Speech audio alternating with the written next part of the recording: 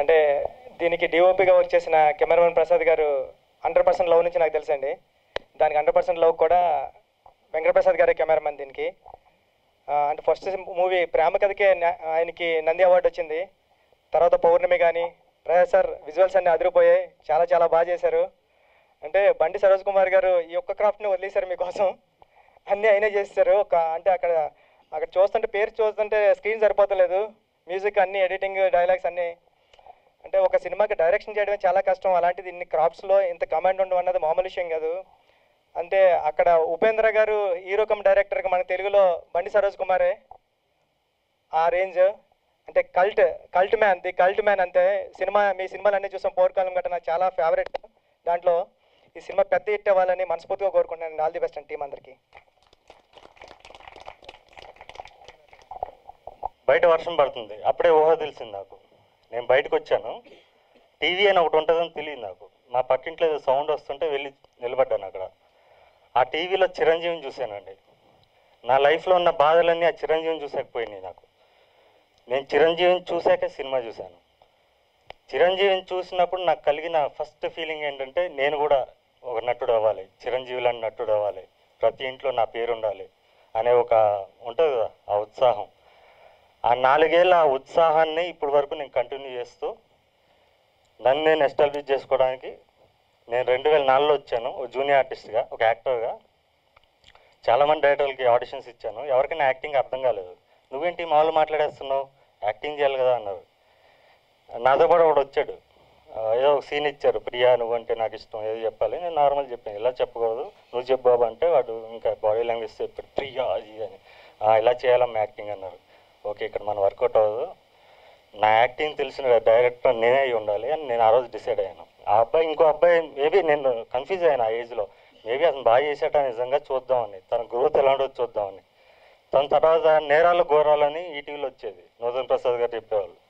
దాంట్లో క్రిమినల్ కింద ఎలా సైడ్ క్యారెక్టర్లు చేశాడు. అయితే నేను రైట్ అనిపించి అక్కడి నుంచి నేను నా చిన్నప్పటి నుంచి అంటే చిరంజీవిని చూసాక సినిమా చూసి నాకు ఇళయరాజా గారు మ్యూజిక్లో, లేదా సిరివెన్నెల సీతారామ శాస్త్రి గారు, చంద్రబోస్ గారు యాజ్ ఎ లిరిక్ రైటర్గా, అండ్ పిసి శ్రీరామ్ గారు, లేకపోతే ఎడిటర్ శ్రీకర్ ప్రసాద్ గారు, ఇలా చాలామంది నన్ను ఇన్స్పైర్ చేశారు. వాళ్ళందరి ఇన్స్పిరేషన్స్తో నా క్రాఫ్ట్స్ని నేను ఫర్నిష్ చేసుకుంటూ దాంట్లో మాస్టర్ చేసుకుంటూ, నాకు ప్రొడ్యూసర్ లేడు, సో నేను I should be extraordinary to gap producers. దానివల్ల నాది చిన్నప్పటి నుంచి ఉన్న న్యాచురల్ బాండ్ టాలెంట్స్ని నేను ఫర్నిష్ చేసుకుంటూ ఒక 20 సంవత్సరాలు నేను సమాజంలో లేనండి, బయట ఉన్నాను, ఒంటరిగా ఉన్నాను, అడవిలో ఉన్నాను. అలాగే నేను కష్టపడి ఒక 3 సినిమాలు డైరెక్ట్ చేశాను ఏ యాక్టర్ని పెట్టి, ఎందుకంటే నేను ఫస్ట్ యాక్టర్గా చేయలేను because I don't have producer. So ఏదో కాంబినేషన్లో వచ్చిన 3 సినిమాలు, 3 థియేటర్కల్ ఫిల్మ్స్ చేశాను, 2 తమిళ్లో చేశాను, 1 తెలుగులో చేశాను. 3 డిజాస్టర్స్ అయినాయి. I was a failed director. Then I realise it's the time for me to act myself and to exhibit my real talent, my real potential what I feel. అప్పుడు నేను నిర్బంధం అనే సినిమా తీశాను, నిర్బంధం 2 తీశాను, మాంగళ్యం తీశాను. ఈ 3 నాకు జనాలు ఇచ్చిన సపోర్ట్, కళనాది వెల్లమీది కాన్సెప్ట్లో వాళ్ళు చెప్పడు ఫాడికే ఇచ్చారు. వాళ్ళు చాలామంది మహిళా అభిమానులు ఉన్నారు నాకు, అంటే గృహిణులు, సాఫ్ట్వేర్ నుంచి వచ్చిన వాళ్ళు, లేకపోతే అన్ని సెక్షన్స్ ఆఫ్ పీపుల్ ఉన్నారు.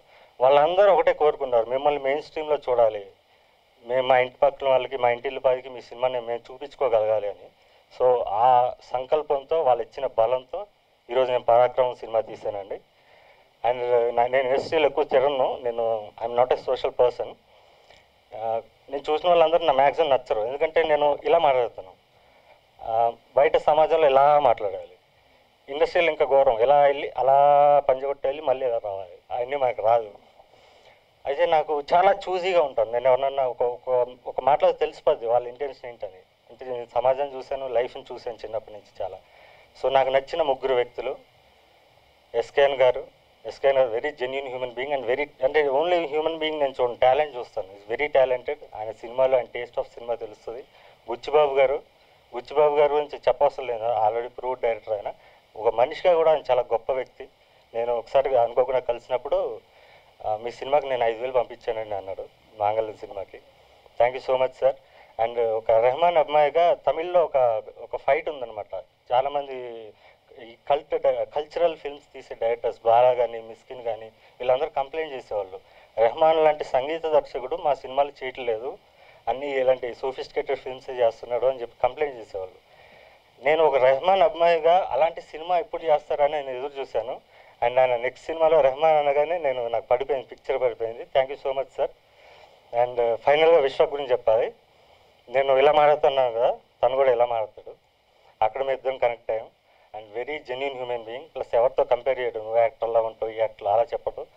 అండ్ ఎందుకంటే చాలామంది యాక్టర్ని చూస్తుంటాం, నువ్వు ఏదో సైడ్ క్యారెక్టర్ యాక్టర్లతో కంపేర్ చేసేసి వీళ్ళు తగ్గిద్దామని ట్రై చేస్తారు. తను మాత్రం ఎప్పుడు అంటే నేను కాకముందు నుంచే తను ఎంకరేజ్ చేస్తూ వచ్చాడు. 4 years అనుకుంటా మా ఇద్దరిది అంటే కాన్వర్జేషన్ ఎప్పుడో ఒకసారి మాట్లాడటం. And thank you so much Vishwak. నువ్వు నీకు తెలియకుండానే చాలా చాలా పెద్ద యజ్ఞం చేసావు అనుకుంటున్నాను. ఎందుకంటే you will be in books after this. ఎందుకంటే చాలా ఇంపార్టెంట్ టైం నాకు. ఈ టైంలో నా కోసం వచ్చి నిలబడినందుకు విశ్వక్కి స్పెషల్ థ్యాంక్స్. సో వాళ్ళు మన గెస్టులు మాట్లాడి వెళ్ళిపోతారు, తర్వాత నేను నా క్రూ గురించి మాట్లాడతాను, నా క్రూ మాట్లాడతాను. Thank you so much.